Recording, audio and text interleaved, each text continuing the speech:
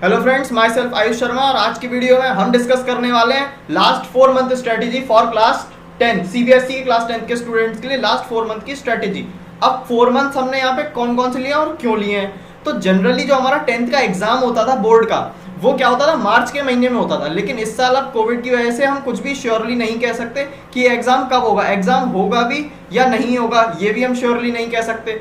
तो फिर हो सकता है एग्जाम लेट हो जाए या फिर हो सकता है थोड़ा जल्दी भी हो जाए। तो यहाँ पे हम 4 मंथ जो हम लेके चल रहे हैं वो कौन कौन से होंगे, अक्टूबर, नवंबर, दिसंबर और जनवरी 2021। अगले साल जनवरी तक का हम इस वीडियो में डिस्कस करेंगे स्ट्रेटेजी को, जिससे कि अगर क्या होता है, अगर एग्जाम नॉर्मली की तरह मार्च में होता है तो कोई दिक्कत वाली बात ही नहीं है, क्योंकि फिर क्या होगा, फिर हमारे पास फरवरी जो है वो 1 महीना हमारे पास बफर में बचेगा।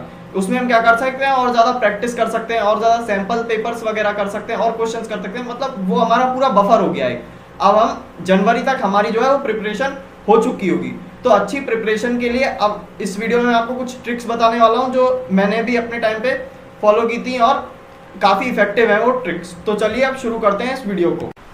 तो इससे पहले कि हम स्ट्रेटेजी जाने, मैं आपको पहले ये बता देता हूँ कि इस स्ट्रेटेजी से हम एम कितना कर रहे हैं, मतलब हम कितना स्कोर करने का एम कर रहे हैं। तो हमारा एम जो होगा वो स्कोर करना होगा 95%,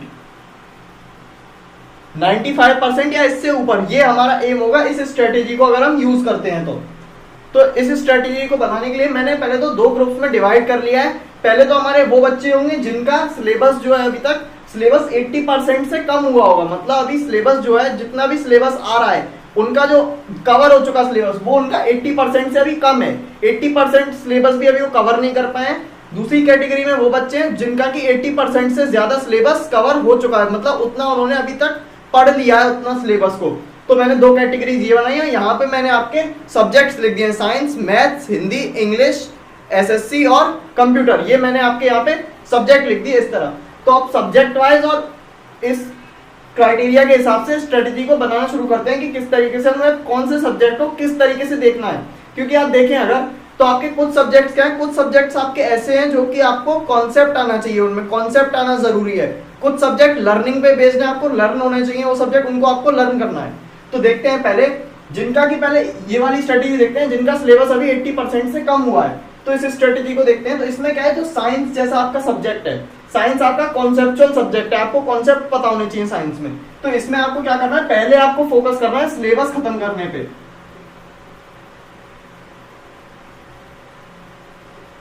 सिलेबस कंप्लीशन, सिलेबस आपका कंप्लीट हो जाए, पहले आपको सिलेबस कंप्लीट करना है। अगर साइंस में आपका 80% से कम है, 80% से कितना भी कम हो, तो आपको पहले सिलेबस खत्म करना है। और 80% से ऊपर अगर आपका हो चुका है, अगर 100% पूरा सिलेबस अभी तक आपने नहीं पढ़ा है, तो पहले यानी उसमें सिलेबस को खत्म करना जरूरी है। साइंस में पहले पूरा सिलेबस एक बार खत्म कर लीजिए, फिर उसके बाद क्या कर सकते हैं। अब जब सिलेबस खत्म हो गया 80% से ऊपर, चले मान लेते हैं साइंस के लिए, मैं इसको मान लेता हूँ, जब आपका 100% सिलेबस हो चुका है, जब आपका साइंस का 100% सिलेबस हो चुका होगा, तब आप क्या कर सकते हैं, रिवीजन तो चलता रहना ही चाहिए, साथ में आप क्या करना है, फिजिक्स के आपको करना है न्यूमेरिकल। फिजिक्स में क्योंकि क्वेश्चन जो लेंस और मिरर वाला जो आपका चैप्टर है, उस वाले चैप्टर के न्यूमेरिकल्स जो हो सकते हैं वो आपको हो सकता है बोर्ड में दिक्कत कर सकते हैं एग्जाम में। तो वो न्यूमेरिकल्स आपको ज्यादा से ज्यादा प्रैक्टिस करने होगा। इलेक्ट्रिसिटी वाले जो न्यूमेरिकल्स हैं वो न्यूमेरिकल्स, ये 2 ही न्यूमेरिकल्स आते हैं फिजिक्स के पेपर, फिजिक्स का जो पार्ट होता है पेपर में मेनली उसमें। तो फिजिक्स में, फिजिक्स आपका हो गया, केमिस्ट्री भी है साइंस में, बायोलॉजी भी है। बायोलॉजी आपका लर्निंग का पार्ट है, वो आपको लर्न करना है। उसके लिए आपको क्या करना है, सिलेबस खत्म होने के बाद अब आपको करना है उसमें रिवीजन। उसमें आपको ज्यादा से ज्यादा करने हैं रिवीजन। रिवीजन करना क्यों जरूरी है, ताकि वो जो चीजें जो हमने सीखी हैं वो हमारे दिमाग में रिटेन रह सकें, वो चीजें हमारा दिमाग रिटेन कर पाए, इसलिए उसका रिवीजन करना जरूरी है।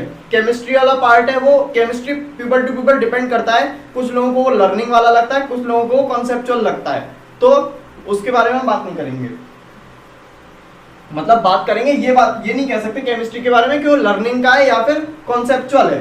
तो सिलेबस अब आपका कंप्लीट हो चुका। अब आपको क्या करना है, एक तो मैंने बता दिया क्वेश्चंस कर रहे हैं, जो क्वेश्चन का पार्ट है।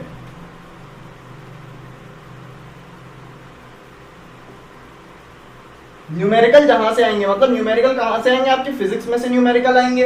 तो न्यूमेरिकल वाला जो पार्ट है, न्यूमेरिकल वाले में यहां पे आपको करनी है अभी प्रैक्टिस।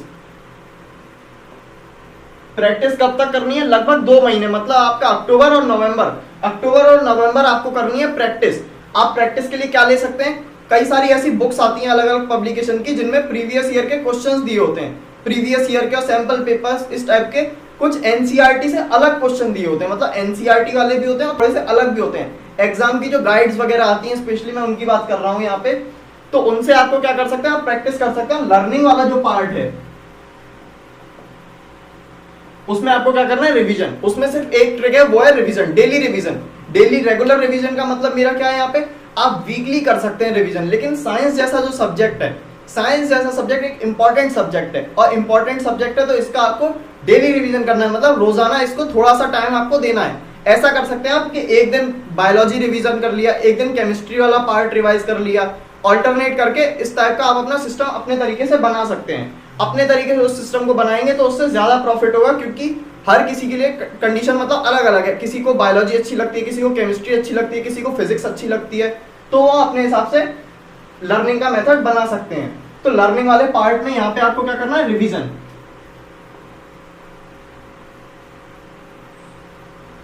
रिवाइज करना है यहाँ पे आपको, और न्यूमेरिकल अभी आपको 2 महीने तक प्रैक्टिस करनी है। फिर उसके बाद क्या करना है, 2 महीने के बाद आपको अगले 2 महीने के लिए यानी दिसंबर और जनवरी, इसमें आपको क्या करना है, sample paper, previous year question, जितने भी प्रीवियस ईयर क्वेश्चन है एनसीईआरटी हो सके तो साइंस वाले पार्ट में साइंस की एनसीईआरटी को आप एक और बार दोबारा कर लीजिए, पूरी एनसीईआरटी एक और बार। क्योंकि बोर्ड में जो क्वेश्चंस आते हैं, बोर्ड में क्वेश्चन 2 ही चीजों से आते हैं, या तो हमारा एनसीईआरटी से आएगा क्वेश्चन, या फिर जो प्रीवियस ईयर में आ चुके हैं वही क्वेश्चन रिपीट होके आएगा। ये 2 ही क्वेश्चंस आते हैं बोर्ड में मैक्सिमम। बोर्ड वालों के पास ज्यादा क्वेश्चंस नहीं होते, बोर्ड एग्जाम जो एग्जाम लिख रहे हैं उनके मतलब ज्यादा क्वेश्चंस वहां पे है ही नहीं, वैरायटी। वहां पे एग्जाम में क्वेश्चन या तो एनसीईआरटी से आएगा या जो प्रीवियस ईयर में आ चुका है वो होगा। तो ये तो हो गया साइंस की बात। अब बात करते हैं मैथ्स की। मैथ्स जो सब्जेक्ट है, तो मैथ्स में जिनका 80% से कम सिलेबस हुआ है, 80% से कम वाले क्या कर सकते हैं, अब जितना टाइम वो मैथ को दे रहे थे, मैथ को उन्होंने जितना टाइम दिया उस टाइम का आप क्या करना है, उस टाइम का हाफ करना है।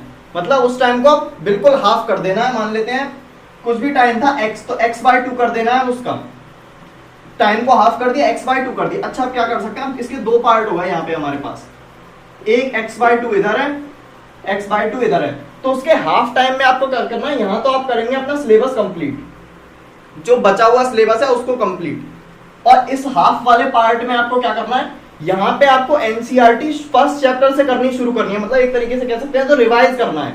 मतलब यहाँ पे मान लेते हैं अभी आप 10th चैप्टर पे पहुंचे हैं, आपका 80% सिलेबस नहीं हुआ, आप 10th चैप्टर पे भी पहुंचे हैं, तो यहाँ तो क्या है, आप सिलेबस को आगे बढ़ाएं, 11, 12, 13 आगे के चैप्टर्स कर रहे हैं। यहाँ पे इस टाइम में आपने क्या किया, एनसीईआरटी को दोबारा से करना शुरू कर दिया, मतलब फर्स्ट चैप्टर से लेके अब दोबारा से शुरू कर दी। तो क्या होगा, यहाँ से आपका सिलेबस भी आगे बढ़ता रहेगा और धीमे धीमे इस टाइम में क्या होगा, इस टाइम की मदद से आप क्या करते जाएंगे, धीमे धीमे एक दूसरी साइड से रिवीजन भी होता जाएगा। मतलब यहाँ तो सिलेबस भी आगे बढ़ रहा है और यहाँ पे रिवीजन भी हो रहा है। तो इस तरीके से यहाँ पे टाइम डिवाइड करना पड़ेगा 2 पार्ट्स में मैथमेटिक्स के लिए। जिनका 80% से ज्यादा सिलेबस कवर हो चुका है, तो 80% से ज्यादा सिलेबस कवर हो चुका है, तो बचा हुआ सिलेबस कवर करने में ज्यादा टाइम उनको नहीं लगेगा। तो यहाँ पे अब ये क्या कर सकते हैं, यहाँ पे शुरू कर सकते हैं प्रीवियस ईयर क्वेश्चन या फिर सैंपल पेपर। और मैथ्स के लिए सैंपल पेपर से भी अच्छा, अगर आप कोई मैथ्स की रिफ्रेशर अच्छी सी लगा लें, रिफ्रेशर यानी कई सारी रिफ्रेशर्स हैं, आपको नाम पता होंगे रिफ्रेशर्स के कौन कौन सी हैं मेनली, तो उन रिफ्रेशर्स के क्वेश्चन को सॉल्व कर सकते हैं। खासकर एग्जांपल्स, जो सॉल्व्ड एग्जांपल दिए होते हैं रिफ्रेशर्स में, उनको सॉल्व करना जरूरी है मैथ्स के केस में। तो 80% जिनका हो चुका है वो क्या कर सकते हैं, ज्यादा से ज्यादा आप और ज्यादा क्वेश्चंस को सॉल्व कर सकते हैं। कहां से, रिफ्रेशर ले सकते हैं,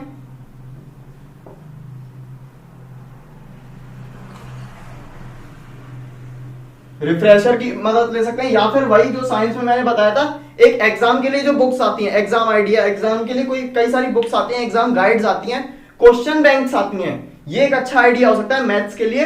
क्वेश्चन बैंक आप बाजार से परचेज कर लीजिए, या फिर आपके किसी सीनियर के पास हो तो आप उनसे भी ले सकते हैं। क्वेश्चन बैंक आप, उसमें क्या होगा, कई सारे क्वेश्चंस होंगे जो कि बोर्ड में रिपीट हुए हैं, तो उससे क्या होगा, उनको आप सॉल्व करना शुरू कर सकते हैं और ये सिलेबस आपका जल्दी खत्म हो भी जाएगा।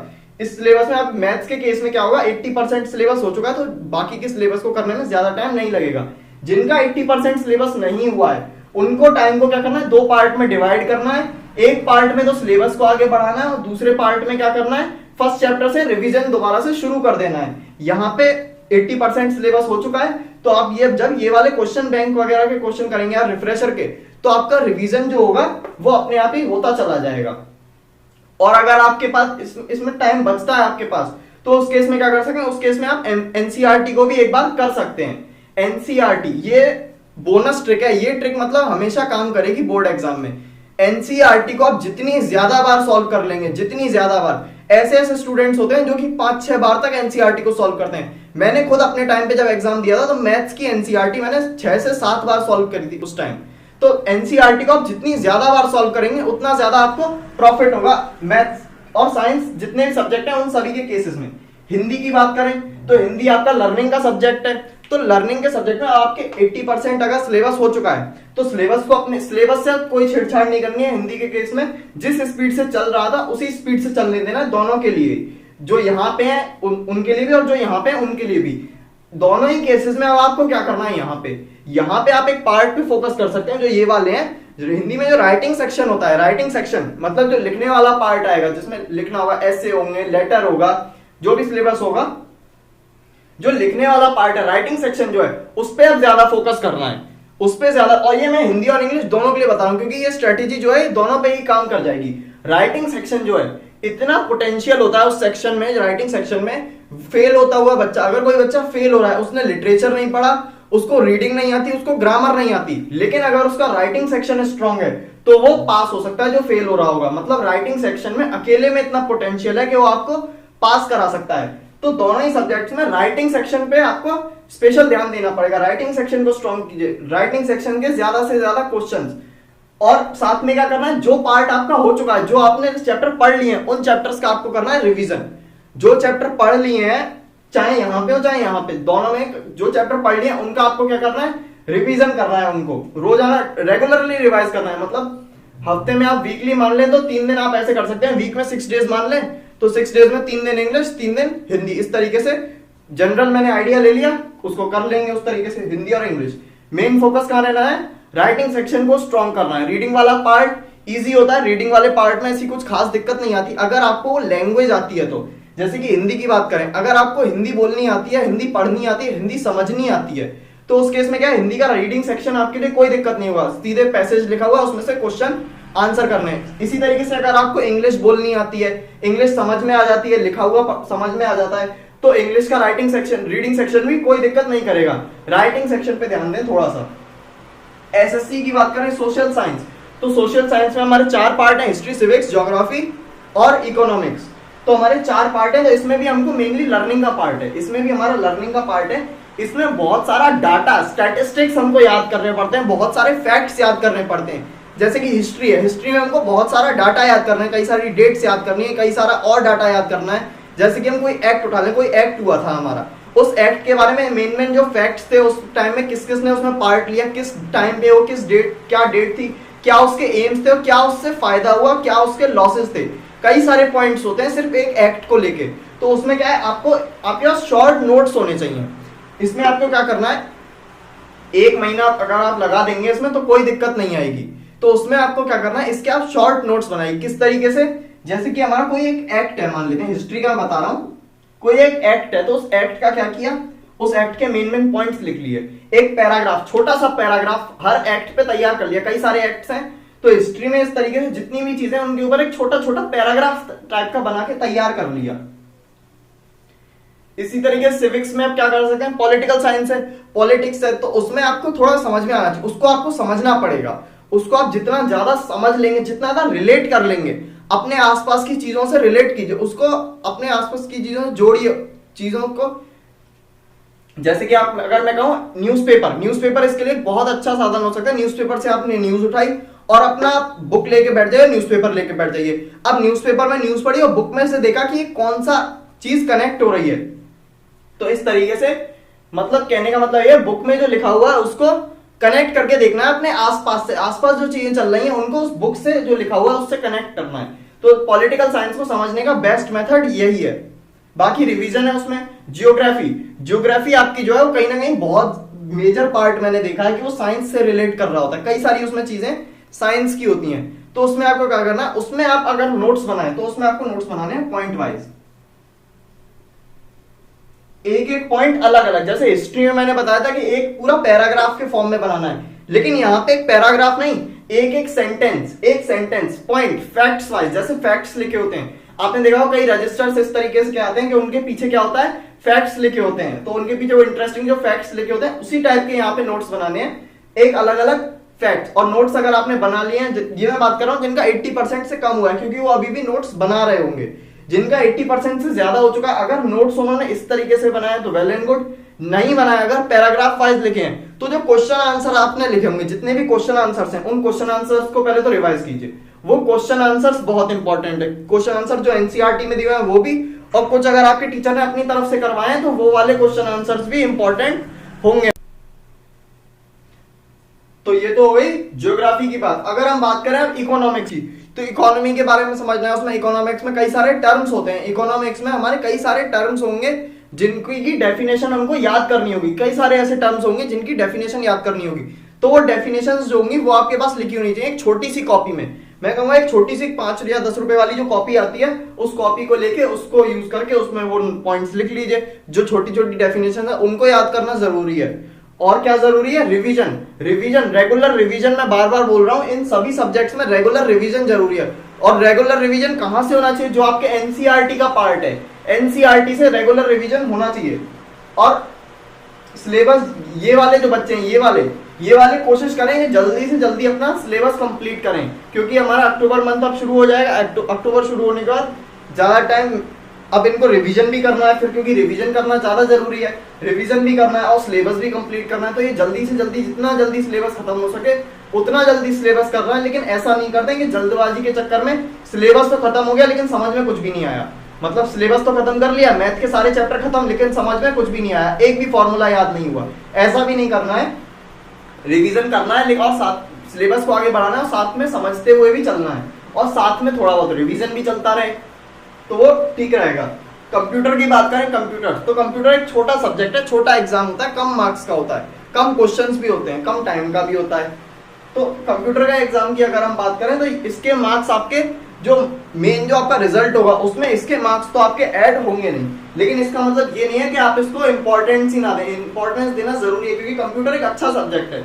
अगर आप ध्यान से कंप्यूटर पढ़ें तो कंप्यूटर एक माइंड रिलैक्स करने वाला सब्जेक्ट है, मतलब माइंड को रिलैक्स मिलता है जब आप कंप्यूटर पढ़ रहे होते हैं। मेरे केस में तो ऐसा ही था, बाकी आपके हर किसी के केस में अलग अलग हो सकता है। तो कंप्यूटर में आपको क्या करना है, कंप्यूटर में आपको प्रैक्टिस करनी है, किस पे, अगर आपके पास पीसी है, अगर आपके पास पीसी है तो कोई दिक्कत ही नहीं है, तो आप क्या कर सकते हैं, आराम से प्रैक्टिस कर सकते हैं उस पर। अगर आपके पास पीसी नहीं है इन केस, तो आपको क्या करना है, जो भी आपकी बुक है उसमें जितने भी मतलब स्टेप्स लिखे हुए हैं, जो भी स्टेप्स लिखे हुए किसी भी चीज के जितने भी स्टेप्स हैं, या फिर कोई टास्क है वो हमें करना सिखाया गया, मान लेते हैं HTML है, HTML की कोडिंग में आपको कई सारे टैग्स हैं, उन टैग्स के फंक्शन है, तो उन फंक्शंस का आपको क्या करना है, उनके छोटे छोटे, जैसे मैंने बताया ना हिस्ट्री में हमने पैराग्राफ लिखे थे, ऐसे ही आपको यहाँ पे भी क्या करना है, उसके पैराग्राफ लिखने हैं, छोटे छोटे पैराग्राफ। उन छोटे छोटे पैराग्राफ को फिर आपको रोज रिवाइज करना है और फिर से वही सिलेबस कंप्लीट करना है, इसमें जरूरी है। कंप्यूटर ज्यादा डिफिकल्ट सब्जेक्ट नहीं है, कंप्यूटर से आपको क्या होगा, एक मतलब अगर मान लेते हैं इन सब्जेक्ट में आप अच्छा नहीं कर पा रहे हैं, तो आप कंप्यूटर में मतलब कंप्यूटर से थोड़ा आपको माइंड को रिलैक्स मिलेगा, क्योंकि कंप्यूटर आपको इजी लगेगा इन सब के कंपैरिजन में। मैथ्स और साइंस के कंपैरिजन में कंप्यूटर जो है वो आपको बहुत ज्यादा इजी लगेगा, बहुत ही अच्छा सब्जेक्ट है हमारा कंप्यूटर्स। तो ये कुछ पॉइंट्स थे हमारे कंप्यूटर, ये हमारे कुछ सब्जेक्ट, मेन सब्जेक्ट, इनको कवर किस तरीके से कर सकते हैं वो मैंने आपको तरीका बता दिया। अगर आप इस स्ट्रेटेजी को फॉलो कर सकते हैं। अच्छा एक और बात, ये तो आपका हो गया, जब तक भी ये टास्क तो आपका चलना ही है 4 महीने तक। और आप क्या कर सकते हैं, अब जैसे ही आपको अब नजर बना के रखनी है किन पे, सैंपल पेपर्स पे। जैसे ही प्रीवियस ईयर के जो क्वेश्चन सैंपल पेपर्स आ जाते हैं, प्रीवियस ईयर के क्वेश्चंस, कई सारे पब्लिकेशंस हैं वो अपने सैंपल पेपर्स निकालते हैं। बेस्ट रहेगा अगर आप ओसवाल पब्लिकेशन के सैंपल पेपर्स ले लें, ओसवाल पब्लिकेशन के सैंपल पेपर्स आपको सबसे ज्यादा हेल्प कर सकते हैं। बाकी कोई भी पब्लिकेशन ले सकते हैं, मैं ऐसे किसी को प्रमोट नहीं कर रहा हूँ यहाँ पे, तो कोई सा भी पब्लिकेशन हो उसके आपको सैंपल पेपर देखना है कि वो कब आए, अभी तक तो आए नहीं है जब मैं इस वीडियो को बना रहा हूँ। तो जब भी वो सैंपल पेपर आते हैं आपको वो सैंपल पेपर लेने हैं, उन्हें सॉल्व करना है। सैंपल पेपर मोस्ट इंपॉर्टेंट होते हैं 10th के बोर्ड के एग्जाम में, सैंपल पेपर सबसे ज्यादा इंपॉर्टेंट पार्ट है। सैंपल सैंपल पेपर जो कि क्योंकि जो सैंपल पेपर होता है वो बहुत ज्यादा मैच, वो एक मैं कहूंगा कि बोर्ड का जो पेपर आता है, ओरिजिनल जो पेपर आता है उससे एक लेवल ऊपर होता है, उससे थोड़ा सा ऊपर के लेवल के क्वेश्चंस उसमें होते हैं। तो उससे क्या होता है, अगर आप ऊपर के लेवल के क्वेश्चन लगा लेंगे तो ये वाले जो क्वेश्चंस हैं आपके, उनकी आपको अपने आप प्रैक्टिस हो जाएगी। तो उसमें सैंपल पेपर में से आप क्वेश्चन कर सकते हैं। और ये वाले जो बच्चे हैं इनको अब इन्होंने अगर इस टाइप की स्ट्रेटेजी 2 महीने तक फॉलो की होगी कि रिवीजन भी किया है और सिलेबस भी उनका कंप्लीट हो चुका है, तो इन लोगों को देख के लगेगा सैंपल पेपर को, सैंपल पेपर देखने में ही बहुत इजी लगेगा इन बच्चों को। इन बच्चों को सैंपल पेपर देख के ही मतलब क्वेश्चन देखने की जरूरत है, देखते ही सॉल्व हो जा रहे होंगे क्वेश्चन। बहुत से क्वेश्चन ऐसे होंगे अगर इस टाइप से स्ट्रेटेजी इन्होंने ये वाली फॉलो की होगी।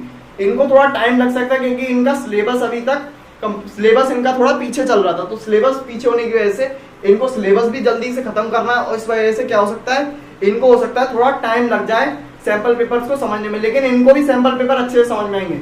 इनके लिए ऐसा होगा कि 50% सैंपल पेपर के क्वेश्चंस ये कर पा रहे होंगे क्योंकि इन्होंने यहाँ पे रिवीजन किया है, ये साथ में रिवीजन भी करते चल रहे हैं। तो इस वजह से क्या होगा, इनको भी सैंपल पेपर 50% तो आराम से समझ में आ जाएगा सैंपल पेपर।